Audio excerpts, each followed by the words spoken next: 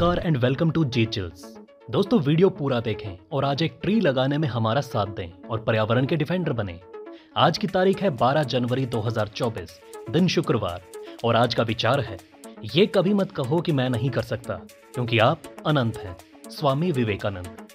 आइए दोस्तों फटाफट बढ़ते हैं खबरों की बरसात की ओर। सर्दी और कोहरे का दौर। मौसम विभाग के अनुसार 11 से 15 जनवरी तक राजस्थान में ठंड और बारिश की संभावना। घना कोहरा रहेगा। पंजाब, हरियाणा, चंडीगढ़, उत्तर प्रदेश, असम, मेघालय, मिजोरम और त्रिपुरा में भी सुबह कोहरे की आशंका। गाजा से बचकर निकले फिलिस्तीनियों के लिए रूस में बन रहा आशियाना। पुतिन कर रहे मदद। पीएनबी ने जनवरी में दूसरी बार एफडी पर ब्याज दरें बढ़ाई। 300 दिनों तक फिक्स्ड डिपॉजिट पर 0.80% ब्याज ज्यादा मिलेगा। पाकिस्तान में भीषण ठंड से 36 बच्चों की मौत। स्कूलों में बंद होगी मॉर्निंग असेंबली। रामलला के दर्शन कराने वाली आस्था स्पेशल ट्रेन की होगी खास निगरानी। रेलवे बोर्ड ने की खास तैयारी। जीता तो एक दिन के लिए तानाशाह जरूर बनूंगा। अमेरिका के पूर्व राष्ट्रपति डोनाल्ड ट्रंप। भारत के एक और दुश्मन भुट्टावी की पाकिस्तानी जेल में मौत पर यूएन की मोहर। मुंबई आतंकी हमले के लिए लड़ाकों को दी थी ट्रेनिंग। सीबीआई ने देवरिया के बैंक मैनेजर को घूस लेते पकड़ा। लोन की लिमिट बढ़ाने के लिए दुकानदार के हाथ से लिए 12,000 रुपए। बड़ौदा यूपी ग्रामीण बैंक का है मामला। लिखित शिकायत सीबीआई लखनऊ में की गई थी। बिहार में बड़ी ठंड, कई जिलों में तापमान गिरा। बच्चे और बुजुर्ग पड़ रहे बीमार। जुमई और मोतिहारी में ठंड से 2 छात्रों की मौत। आतंक के साए में पाकिस्तान का आम चुनाव। मतदान से पहले ही मारे जा रहे कैंडिडेट। आखिर कौन लड़ेगा चुनाव? एयर कनाडा की एक फ्लाइट बोइंग 747 में एक अनोखा मामला सामने आया। फ्लाइट उड़ने ही वाली थी, तभी एक शख्स अचानक उठा कैबिन का दरवाजा खोला। दरवाजा खोलकर वो विमान से कूद गया। वाराणसी में गैस सिलेंडर रिफिलिंग के दौरान विस्फोट से आग, 2 की मौत। अवैध रूप से सिलेंडर रिफिल और बिक्री करने वाली दुकान में हादसा। बोइंग के बाद यूनाइटेड एयरलाइंस के विमान की इमरजेंसी लैंडिंग। हवा में दरवाजा खुले होने का अलर्ट मिला। प्लेन में मौजूद थे 128 लोग। WHO बोला कोरोना से दिसंबर में 10,000 मौतें हुई। कहा ये रूप बदलकर जान ले रहा है। आईसीयू में भर्ती होने वाले 62% बढ़े। दोस्तों आगे बढ़ने से पहले चैनल को सब्सक्राइब करें, जागरूक रहें और सुरक्षित रहें। अखिलेश यादव ने विधायकों की बैठक में कहा कि इंडिया गठबंधन में बसपा सुप्रीमो मायावती को शामिल करने के लिए कांग्रेस बातचीत कर रही है। अखिलेश ने अपने विधायकों से कहा कि मायावती बड़ी नेता है, उम्र में बड़ी है, उनका सम्मान करना चाहिए। चल रही थी अखिलेश और मायावती के बीच नाराजगी की बात। उद्धव बोले स्पीकर का आदेश लोकतंत्र की हत्या, सुप्रीम कोर्ट जाऊंगा। विधानसभा स्पीकर नॉर्वेकर ने कहा था कि शिंदे गुठी असली शिवसेना है। एकनाथ शिंदे के पास 55 में 37 विधायक हैं।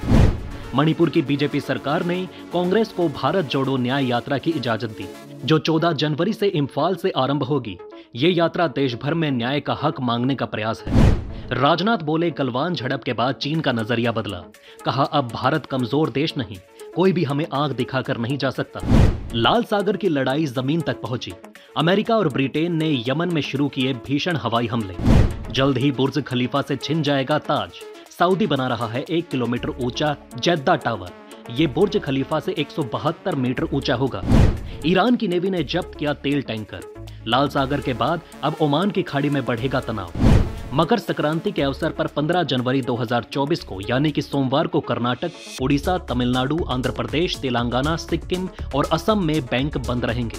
इन राज्यों में 13 से 15 जनवरी तक लगातार 3 दिन बैंकों की छुट्टी रहेगी।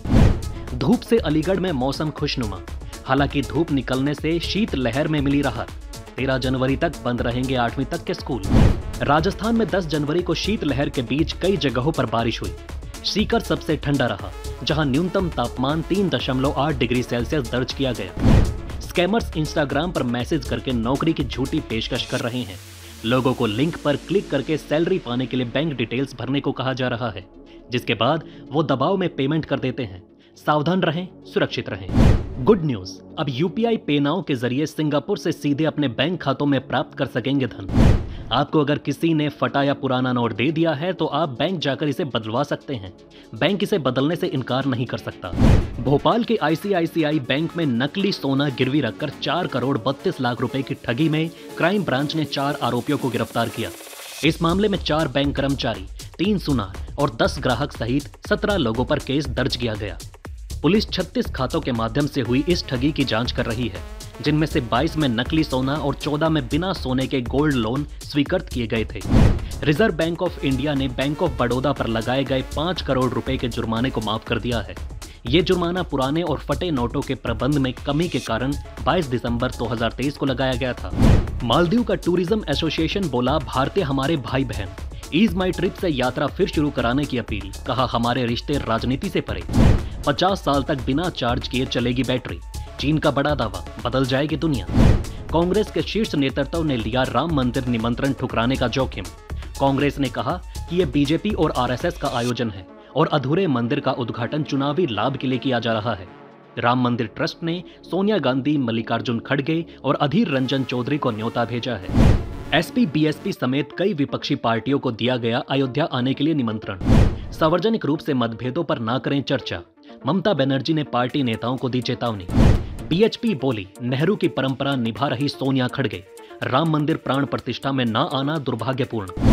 अगले साल हिंद महासागर में तैनात होगा यूके का कैरियर स्ट्राइक ग्रुप। भारतीय नौसेना संग अभ्यास भी होगा। सऊदी अरब और तुर्की के साथ हथियारों की टेक्नोलॉजी शेयर करेगा पाकिस्तान। इजराइल और फिलिस्तीनी नेताओं से लगातार संपर्क में है भारत। गाजा युद्ध में शांति कराना चाहता है हिंदुस्तान। लोकसभा चुनाव से पहले यूएई में होगी मोदी की आखिरी विदेश यात्रा। अयोध्या के साथ साथ अबू धाबी में भी हो रही 700 करोड़ रुपए की लागत से बने मंदिर को लेकर तैयारी। 14 फरवरी को पीएम मोदी करेंगे उद्घाटन। भारत और यूएई के बीच ग्रिड कनेक्टिविटी की संभावना तलाशने के लिए करार। वाइब्रेंट गुजरात समिट में कुल 4 समझौते हुए हस्ताक्षरित। स्वास्थ्य सेवा, खाद्य पार्कों के विकास और हरित ऊर्जा भी शामिल। पीएम मोदी ने यूएई के राष्ट्रपति को हर बार भाई कहकर संबोधित किया। अमेरिकी प्राइवेट कंपनी बोली, चांद पर नहीं उतरेगा हमारा स्पेसक्राफ्ट। फ्यूल लीक होने के बाद लैंडिंग असंभव। नासा का आर्टेमिस 2 मिशन 2026 तक टला। अंबाला के युवक की जर्मनी से भारत की यात्रा। गाड़ी से ईरान, पाकिस्तान समेत कवर किए 12 देश।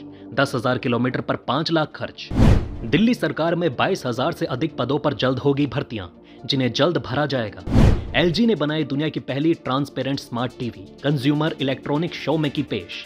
इस साल के आखिर में मार्केट में आएगी। सरकारी नौकरी। National highway authority of India में निकली भर्तियां। सैलरी 2 लाख से ज्यादा। इंटरव्यू से होगे सिलेक्शन। प्राइवेट नौकरी। अमेज़न में WFH ऑफिसर की वैकेंसी। 2 साल एक्सपीरियंस्ड कैंडिडेट करें apply. Job location Gurugram. Bihar में सरकारी नौकरी। बीपीएससी ने एग्रीकल्चर ऑफिसर सहित 1051 पदों पर निकाली भर्ती। ग्रेजुएट्स को मौका। 15 जनवरी से शुरू आवेदन। प्राइवेट नौकरी। मध्य प्रदेश में IDFC फर्स्ट बैंक ने रिलेशनशिप मैनेजर की वैकेंसी निकाली। ग्रेजुएट करें अप्लाई। 2023 में ई कारों की बिक्री 115% बढ़कर 82,000 पार। बीते साल देश में कुल 15.3 लाख इलेक्ट्रिक व्हीकल बिके। ये 2022 के मुकाबले 49% ज्यादा। हर साल आज के ही दिन यानी कि 12 जनवरी को भारत में राष्ट्रीय युवा दिवस मनाया जाता है। ये दिन स्वामी विवेकानंद जी के जन्म दिवस को समर्पित है। 12 जनवरी 1863 के दिन कोलकाता में स्वामी विवेकानंद का जन्म हुआ था।